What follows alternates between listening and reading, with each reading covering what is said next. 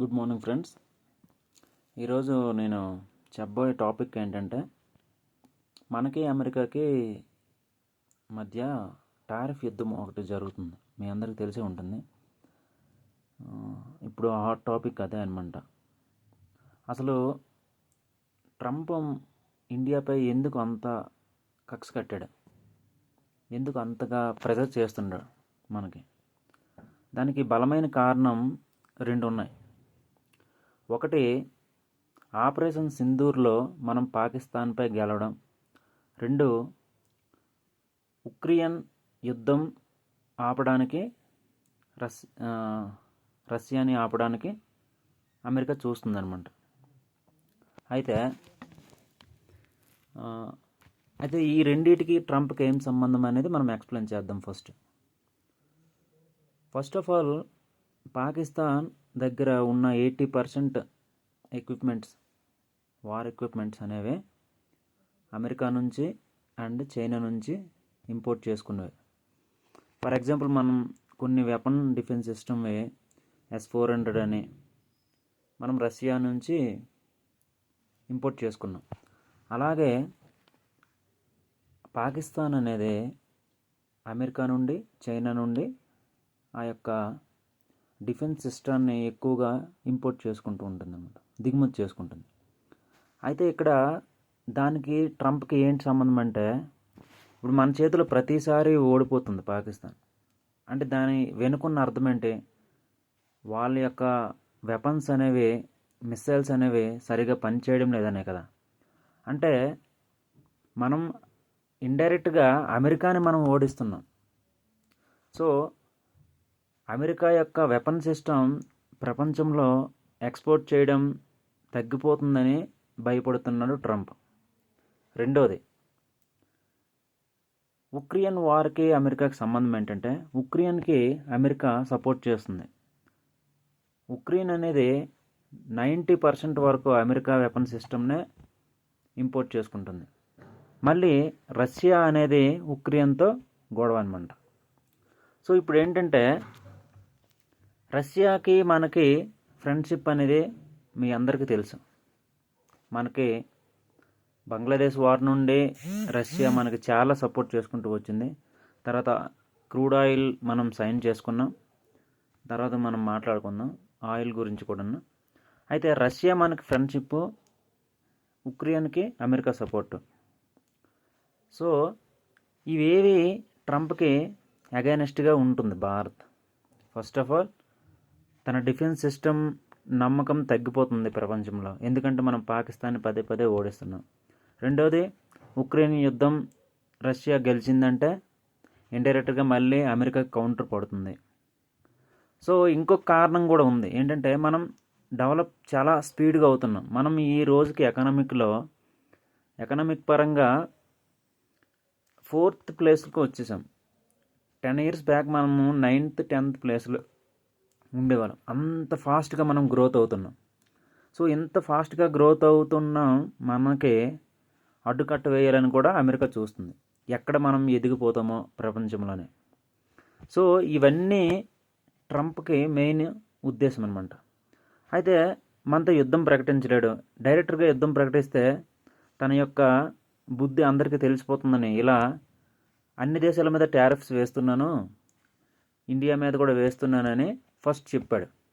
అయితే ఆగస్టు 1 నుంచి 25% ట్యాబ్లెట్స్ మీద వేస్తాడని చెప్పాడు.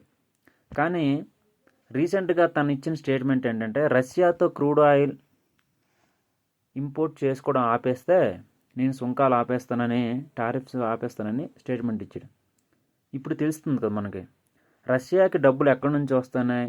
ఇండియా ఎక్కువగా క్రూడ్ ఆయిల్ కొంటుంది కాబట్టి రష్యాకి డబ్బులు వస్తున్నాయి. ఆ డబ్బులతోనే ఉక్రెయిన్తో యుద్ధం చేస్తుందని ట్రంప్ డైరెక్ట్గా స్టేట్మెంట్ ఇచ్చాడు. అయితే దీనికి భారత్ చాలా పెద్ద కౌంటర్ ఇచ్చిందని చెప్పాలి. రీసెంట్గా మోదీ గారు క్వాడ్, మీ అందరికీ తెలిసి ఉంటుంది. క్వాడ్ అనేది ఒక ఆర్గనైజేషన్.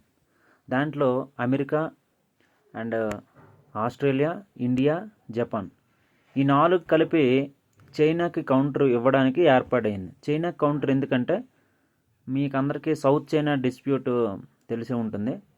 దాన్ని చైనాకి ఆపాలని ఈ 4 దేశాలు క్వాడ్గా అవతరించాయి. అయితే ఇప్పుడు క్వాడ్ సదస్సుకి వెళ్లకుండా ఎస్సీఓ సదస్సుకి వెళ్తానని మోదీ స్టేట్మెంట్ ఇచ్చాడు. ఎస్సీఓ అంటే మనకు తెలుసు, చైనా అందులో ముఖ్య భాగంగా ఉంటుంది. అయితే ఇప్పుడు చైనాకి మనం వెళ్ళడం వల్ల అమెరికాకి ఇండైరెక్ట్గా కౌంటర్ వేస్తున్నాడు మోదీ. సో ఇది పక్కన ఉంచితే మనం ఎప్పుడు అమెరికాకి జడిసిందే లేదు. ఈవెన్ బ్రిటిష్ వాళ్ళ రక్తం అదే కదా. మనకి స్వాతంత్రం వచ్చి నుండి రాకముందు కూడా మనం పోరాడుతూనే ఉన్నాం. వాళ్ళకి వెనక్కి తగ్గేదే లేదు మనం అసలు. ఫర్ ఎగ్జాంపుల్ బంగ్లాదేశ్ వార్ టైంలో పాకిస్తాన్కి సపోర్టుగా కొంచెం చేసిందనమాట అమెరికా, అయినా మనం తగ్గలేదు. 1999లో కార్గిల్ వార్ టైంలో కూడా మన జీపీఎస్ సిస్టమ్ని హ్యాక్ చేసి పాకిస్తాన్కి ఇవ్వడంలో సపోర్ట్ చేసింది. అందుకే మన సైనికులు ఎక్కువ చనిపోవడానికి కూడా రీజన్ అనమాట. సో ఇవన్నీ చేస్తున్నా కూడా మనం అమెరికాని ఎప్పుడు మనం డైరెక్టర్గా నమ్మలేదు, రష్యాకి నమ్మినంతగా. సో అందుకే మనం వాళ్ళ దగ్గర నుంచి ఎక్విప్మెంట్స్ కొనుక్కుంటున్నాం. ఇది తెలియడం లేదు ట్రంప్కి. ఎందుకు? మెయిన్ రీజన్ ఏంటంటే మనం ట్రంప్ దగ్గర అమెరికా నుండి డిఫెన్స్ సిస్టమ్ ఎందుకు కొనుగోలు చేయడం లేదు, రష్యానే నుంచే ఎందుకు కొనుగోలు చేస్తామంటే అమెరికా ఏ దేశానికి నమ్మకంగా సప్లై చేయదు. ఫర్ ఎగ్జాంపుల్ ఒక యుద్ధ విమానం అమెరికా నుంచి కొనుక్కున్నామంటే అది యుద్ధంలో ఆ విమానం ఏదైనా ప్రాబ్లం వచ్చిందంటే స్పేర్ పార్ట్స్ని దాని యొక్క సిస్టమ్ని అప్డేట్ చేయడానికి అమెరికా ముందుకు రాదనమాట, ఎప్పుడూ సహకరించదనమాట. చాలా దేశాలకు ఇలాగే నష్టం చేసిందనమాట. సో అలాంటి జీరో టైంలో మనకి ఏదైనా మిస్సైల్స్ కానీ పోయినా పనికి రాకపోయినా అలాంటప్పుడు ఎవరి దగ్గర అయితే కొన్నామో వాళ్ళే కదా మనకి హెల్ప్ చేయాలి. కానీ అలా చేయదనమాట. ఫర్ ఎగ్జాంపుల్ జీపీఎస్ సిస్టమే 1999 కార్గిల్ యుద్ధంలో అలానే అయిందనమాట. సో అందుకే మనం అమెరికా నుంచి ఏ ఎక్విప్మెంట్ అంతగా కొనుక్కోమనమాట, రష్యానే నమ్ముతాం. ఎందుకంటే అది రష్యా మనకి హెల్ప్ చేస్తుంది, అంతటితో పాటు స్పేర్ సిస్టమ్ వెంటనే మనకి చేస్తుంది. అంతతోడు మెయిన్ ఏంటంటే రష్యా మనకి డీలింగ్ అంటే for example Atmanirbhar Bharat, make in India అనే కాన్సెప్ట్లో కొన్ని మన ఎక్విప్మెంట్ మనమే తయారు చేసుకుంటున్నాం. అలా రష్యా మనకు సపోర్ట్ చేస్తుందనమాట. సరే మా ఎక్విప్మెంట్ అయినా సరే మీరు చేయండి అనుకుని సపోర్ట్ చేస్తుంది. కానీ అమెరికా అలా సపోర్ట్ చేయదు. మా ఎక్విప్మెంట్ మా దేశమే ఉండాలి, మా దేశం నుంచి ఎక్స్పోర్ట్ చేయాలని ఈగో అనమాట అమెరికాకి. సో ఇలాంటివన్నీ చేయడానికి ఒక ముఖ్య కారణం మనకి అమెరికాకి సంబంధం రష్యాకు ఉన్నంత సంబంధం ఉండకపోవడం. సో మెయిన్ విషయం ఏంటంటే మన మీద ఇప్పుడు టారిఫ్స్ విధించడానికి, రష్యాని పడగొట్టడానికి, అలానే తన ఆయుధాలు ప్రపంచంలో గొప్పవని చెప్పుకోవడానికి మన మీద ఇంతగా టారిఫ్స్ వేస్తున్నారన్నమాట. అయినా సరే ఇండియా కౌంటర్ వేసింది. ఎస్సీఓ సదస్సుగా వెళ్తానని. ఎస్సీఓ సదస్సుకు వెళ్తే బ్రిక్స్ మీ అందరికి తెలిసి ఉంటుంది. బ్రిక్స్ దేశాలకు కూడా బ్రెజిల్ అధ్యక్షుడు కూడా స్టేట్మెంట్ ఇచ్చాడు. చైనా, ఇండియా, బ్రెజిల్ అండ్ ఈ 3 దేశాలు ఒకటైతే బ్రిక్స్ అమెరికాని మనం కౌంటర్ చేయొచ్చని బ్రెజిల్ అధ్యక్షుడు స్టేట్మెంట్ ఇచ్చాడు. సో ఇప్పుడు మనం ఎప్పట్లాగానే బ్రిటిష్ వారికి కానీ జడలేదప్పుడు, ఇప్పుడు ఈ ట్రంప్కే అసలు జడిసే పని లేదనమాట.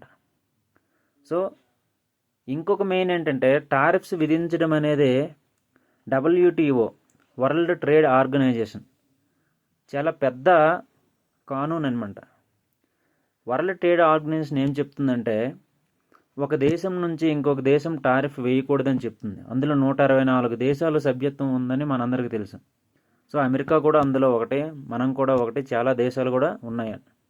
దాని యొక్క రూల్ ట్రేడ్ చేసుకునే విషయంలో టారిఫ్ వేయకూడదు అనేది WTOలో రూల్. కానీ అది ఇప్పుడు అమెరికా ఉల్లంఘిస్తుంది అనమాట. సో కొన్ని దేశాలు కంప్లైంట్ కూడా చేసాయి అమెరికా మీద. సో మనకి ఇప్పుడు ఫేవర్గానే ఉంది ఆల్రెడీ వరల్డ్లో చాలా దేశాలు అమెరికా మీదే ఇప్పుడు అన్నీ అగైనెస్ట్గా ఉన్నాయి. కానీ మనలాంటి పెద్ద దేశమే ఇప్పుడు నోరు విప్పాలి, అమెరికాని ఎదుర్కోవాలి. మనం ఎదుర్కొంటే మనకు చాలా దేశాలు సపోర్ట్గా ఉంటాయి. ఇంకొకటి ఏంటంటే వాడే మనం ఎక్స్పోర్ట్ చేసే దాని మీద టారిఫ్స్ వేస్తే వాడి దేశ ప్రజలే నష్టపోతారు. ఈరోజు 100 రూపాయలకి దొరికిన 8 ట్యాబ్లెట్స్ దొరికాయి అనుకో 100 రూపాయలకి, రేపు పొద్దున్న 100 రూపాయలకి 4-5 ట్యాబ్లెట్సే దొరుకుతాయి అమెరికాలో. అంటే కన్జ్యూమర్స్ వాళ్ళే నష్టపోతారు. సో ఏంటంటే ఇది టారిఫ్స్ వల్ల మనం భయపడేది ఏమీ లేదు, ట్రంప్కి తలదించేది అస్సలు లేదు. ఎందుకంటే మనం చాలాసార్లు ట్రంప్కి అమెరికాకి ఎదిరిస్తూనే వస్తున్నాం, దానివల్ల ఏం నష్టం లేదు. Thank you.